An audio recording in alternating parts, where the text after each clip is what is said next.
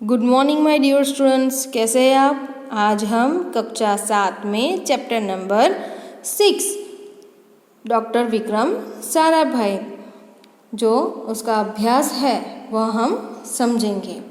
प्रश्न नंबर 1, निम्नलिखित प्रश्नों की मौखिक चर्चा कीजिए। पहला प्रश्न, विक्रम साराभाई ने खुद अपने नाम चिट्ठियाँ क्यों लिखी होगी। विक्रम साराभाई ने अपने नाम खुद क्यों चिट्ठियाँ लिखी होगी। तो चलो उसका उत्तर जो है वह हम समझते हैं कि कोई भी व्यक्ति को बड़ा बनना है तो वह बचपन से ही यह इच्छा करता है कि उसके अंदर वह लक्षण जो है वह दिखाई देते हैं। तो इसी प्रकार विक्रम साराभाई जो है उनको भी प्रसिद्ध होने की इच्छा बचपन से ही जाग उठी थी। जब वह 5-6 वर्ष के थे तब उनके पिताजी के नाम पर रोज़ बहुत सारे पत्र आते हैं। उन्होंने सोचा कितना अच्छा हो अगर मेरे नाम भी अनेक पत्र आए, परंतु उनके नाम पत्र आते कैसे, यह तो बात थी। बालक विक्रम को भी पता था कि उनके नाम पत्र आने वाले नहीं हैं। तब उन्होंने खुद ही पिताजी के नाम आए कई लिफाफों पर अपना नाम लिखा और वे लिफाफे डाकघर में डाल आए। इस तरह उनके नाम पर भी अनेक चिट्ठियाँ आने लगी। सचमुच यह घटना भविष्य में उनके महान व्यक्ति बनने की सूचक थी। प्रश्न नंबर 2, विक्रम साराभाई साइकिल पर विभिन्न कलाबाजियाँ करते थे। इस तरह आपको क्या करना पसंद है कि जिस प्रकार डॉक्टर विक्रम साराभाई साइकिल पर विभिन्न प्रकार की कलाबाजियाँ करते थे, तो इस तरह आपको क्या करना पसंद है।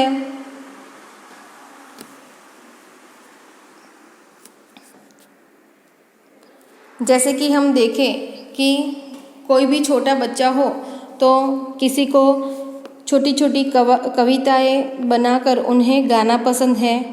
चुनाव के समय अपनी मनपसंद पार्टी के पक्ष में ट्रक पर सवार होकर प्रचार करना किसी को अच्छा लगता है। किसी को जिस प्रकार डॉक्टर विक्रम साराभाई साइकिल पर विविध कलाबाजियाँ करते हैं उसी प्रकार किसी बच्चे को वह पसंद होता है। किसी को क्रिकेट का शौक़ है तो वह क्रिकेट अच्छा खेल कर वो अपनी कला दिखाता है। तो इसी प्रकार बच्चों को अलग अलग प्रकार के शौक़ होते हैं। प्रश्न नंबर 2, इस पाठ को ध्यानपूर्वक पढ़ते हुए विक्रम साराभाई के बचपन की घटना अपने शब्दों में लिखिए। इस पाठ को ध्यानपूर्वक पढ़ते हुए विक्रम साराभाई के बचपन की घटना अपने शब्दों में लिखिए। यहाँ पर क्या कहा है कि डॉक्टर विक्रम साराभाई के बचपन की जो घटना है उनको आपको अपने शब्दों में लिखना है। चलो उसका उत्तर देखते हैं। विक्रम साराभाई की उम्र उस समय 5-6 वर्ष की होगी। उनका परिवार घूमने फिरने शिमला गया था। विक्रम के पिता अम्बालाल एक बड़े उद्योगपति थे, इसलिए उनके नाम प्रतिदिन ढेरों पत्र आते थे।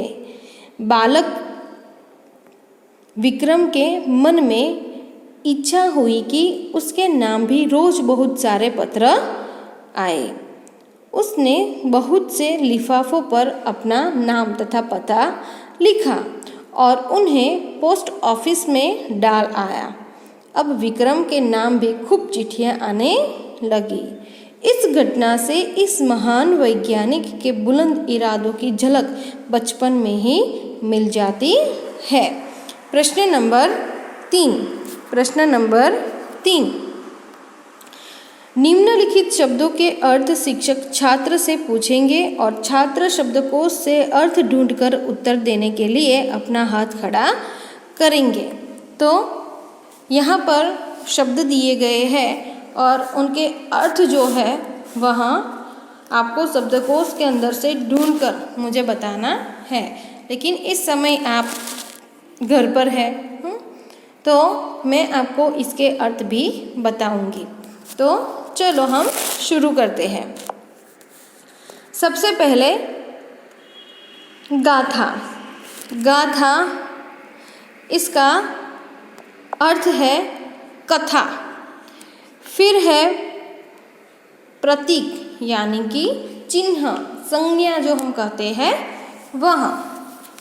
फिर विक्रम यानी कि वीरता। तत्पश्चात यानी कि उसके बाद। कैम्ब्रिज यानी कि इंग्लैंड का एक विश्वविद्यालय।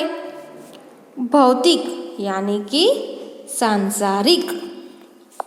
फिर अंतरिक्ष, अंतरिक्ष यानी कि आकाश। प्रयोगशाला यानी कि वह स्थान जहाँ विज्ञान संबंधित प्रयोग किए जाते हैं। फिर है इंटरनेशनल, इंटरनेशनल यानी कि अंतर्राष्ट्रीय। मृत्यु यानी कि मरण, निधन। ऊर्जा यानी कि शक्ति। युवा यानी कि युवक। उत्कृष्ट यानी कि श्रेष्ठ। स्मारक यानी कि स्मृति चिन्ह। पुरस्कार यानी कि इनाम। हवाई यानी काल्पनिक हवा से संबंधित। प्रश्न नंबर 4, शब्दार्थ में निर्देशित शब्दों का वाक्य में प्रयोग कीजिए। यहाँ पर जो शब्द दिए गए हैं उसका वाक्य में प्रयोग करना है।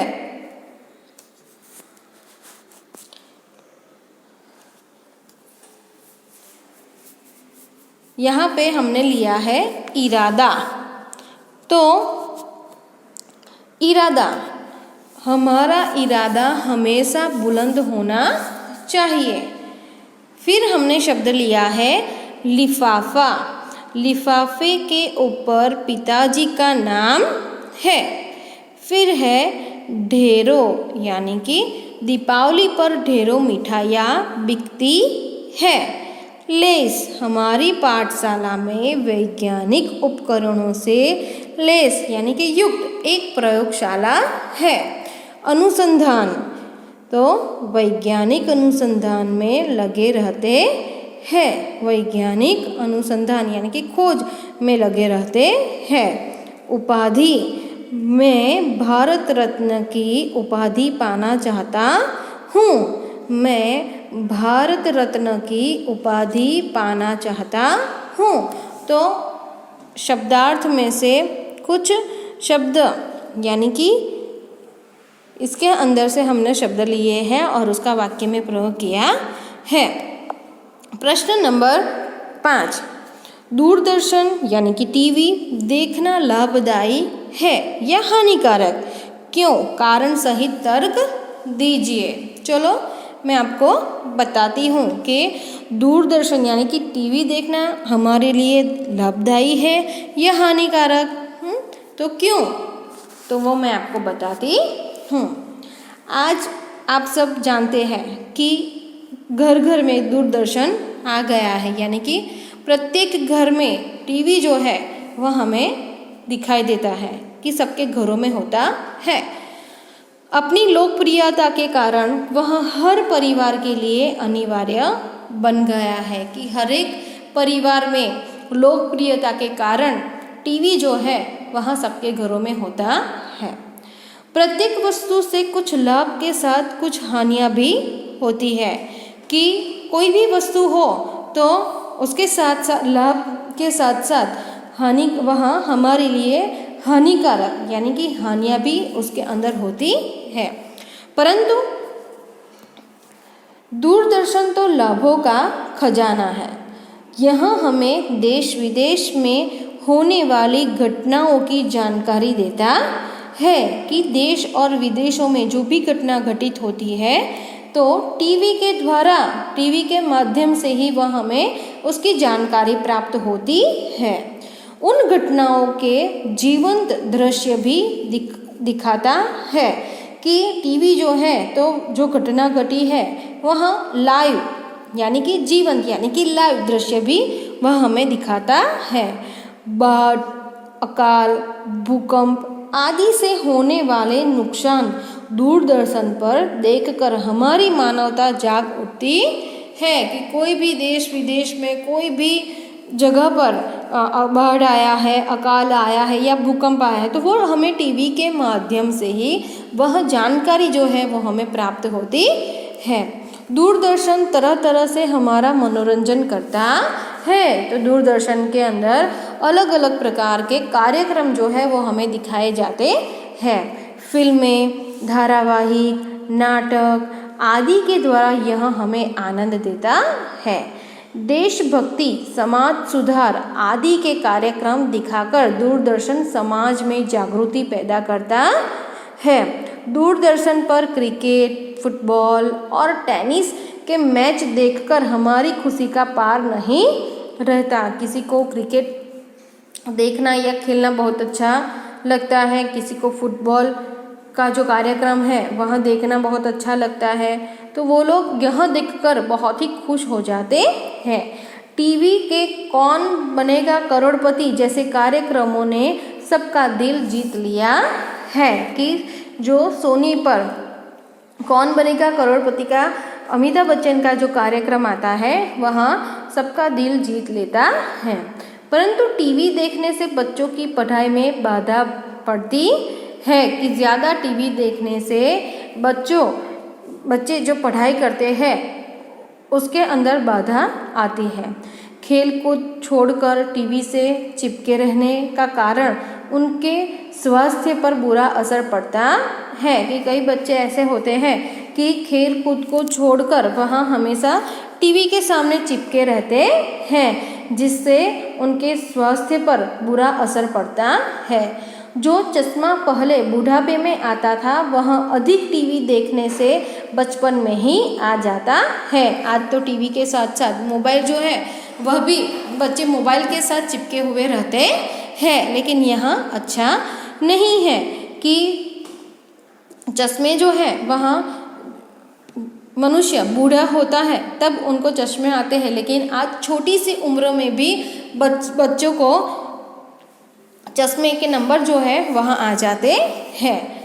टीवी के कारण हमारा आपसी मेल जोल कम हो गया है और हमारे हरे भरे रिश्ते सूखने लगे हैं। क्रिकेट मैच जैसे कार्यक्रमों में हमारा कितना समय बर्बाद हो जाता है इसका कोई हिसाब नहीं। वास्तव में हमें टीवी का उपयोग सीमित करना चाहिए कि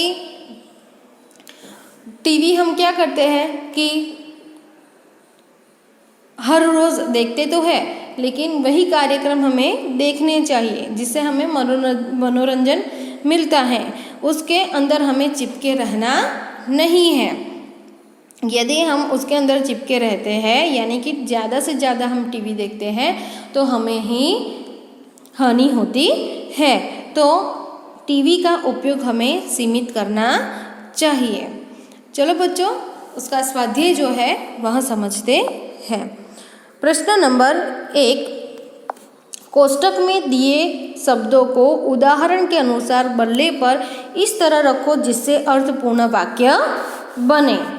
यहाँ पे बल्ले दिए गए हैं और यहाँ पे वाक्य जो है वह भी दिए गए, उसको हमें सही क्रम में रखकर एक अच्छा वाक्य बनाना है, यानी कि अर्थपूर्ण वाक्य बनाना है। यहाँ पर जो उदाहरण है वह देखते हैं। भारतीय अनुसंधान केंद्र का गठन किया। पहला जो है वह हम देखते हैं।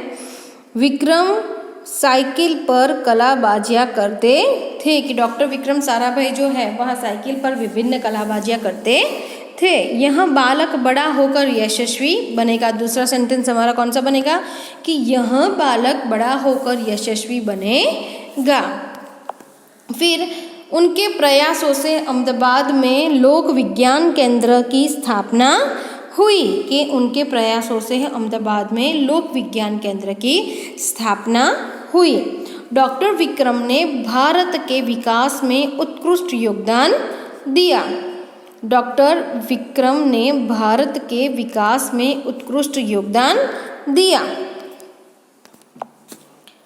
प्रश्न नंबर 2, निम्नलिखित एक वचन शब्दों का बहुवचन बनाकर वाक्य में प्रयोग कीजिए। आपको क्या करना है कि निम्नलिखित एक वचन शब्दों का, यहाँ पर एक वचन शब्द जो है वहाँ दिए गए हैं, तो बहुवचन बनाकर तो उसका हमें बहुवचन करके वाक्य में प्रयोग करना है, यानी कि वाक्य बनाना है। जैसे कि यहाँ पे उदाहरण दिया गया है, लड़का तो लड़के, तो उसका उदाहरण भी यहाँ पर दिया गया है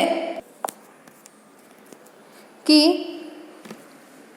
लड़का मैदान में खेल रहा है, लड़के मैदान में खेल रहे हैं। उसी प्रकार दूसरा हमारा जो शब्द है वह है किताब, तो उसका बहुवचन होगा किताब, तो किताबें, किताब तो किताबें। उसका वाक्य बनता है मैंने 2 किताबें खरीदी, मैंने 2 किताबें खरीदी। फिर तीसरा है नदी, तीसरा है नदी, तो उसका बहुवचन क्या होगा नदियाँ, नदी का बहुवचन क्या होगा नदियाँ, तो उसका वाक्य बनेगा नदियाँ हमें पानी देती हैं, नदियाँ हमें पानी देती हैं। फिर नारी तो नारियाँ, नारी तो नारियाँ, नारियाँ मधुर गीत गा रही है, नारियाँ मधुर गीत गा रही है। फिर है माली, तो उसका बहुवचन माली ही रहेगा, लेकिन जो वाक्य बनता है उसके अंदर एक वचन से बहुवचन में हम परिवर्तन कर सकते हैं, लेकिन माली शब्द में हम परिवर्तन कर सकते नहीं हैं, माली का बहुवचन माली ही रहेगा। तो चलो उसका सेंटेंस हम देखते हैं। माली पौधों से फूल तोड़ रहे हैं, पौधों, माली पौधों से फूल तोड़ रहे हैं। दूसरा प्रश्न जो है वह हम समझते हैं। प्रश्न नंबर 3, निम्नलिखित परिच्छेद का मातृभाषा में अनुवाद कीजिए। निम्नलिखित परिच्छेद का मातृभाषा में अनुवाद कीजिए। यहाँ पर प्रश्न नंबर 3 के अंदर क्या कहा है कि हमें यहाँ पर हिंदी में पैराग्राफ दिया गया है और उसका मातृभाषा में हमें अनुवाद करना है, यानी कि गुजराती में हमें वह अनुवाद करना है। तो पहले जो हिंदी में पैराग्राफ यानी कि परिच्छेद दिया गया है उसको मैं पढ़ती हूँ, उसके बाद मातृभाषा में जो अनुवाद है वह मैं करूँगी। तो चलो बच्चों हम शुरू करते। वह केवल उच्च कोटि के वैज्ञानिक ही नहीं थे, बल्कि व्यस्तताओं के बावजूद कला, शिक्षा व समाज के लिए पर्याप्त समय निकाल लेते थे। उनके ही प्रयासों से अहमदाबाद में लोक विज्ञान केंद्र एवं नेहरू विकास संस्था की स्थापना हुई। यहाँ वह जन सामान्य की विज्ञान के प्रति रुचि जागृत करने के लिए कार्य करते रहे। तो चलो उसका मातृभाषा में हम अनुवाद करते हैं। તેઓ ફક્ત ઉચ્ચ કોટીના વૈજ્ઞાનિક જ ન હતા, પરંતુ કામમાં વ્યસ્ત રહેવા છતાં કલા, શિક્ષણ તથા સમાજને માટે પૂરતો સમય કાઢી લેતા હતા. તેમના જ પ્રયત્નોને લીધે અમદાવાદમાં લોક વિજ્ઞાન કેન્દ્ર અને નહેરુ વિકાસ સંસ્થાની સ્થાપના થઈ.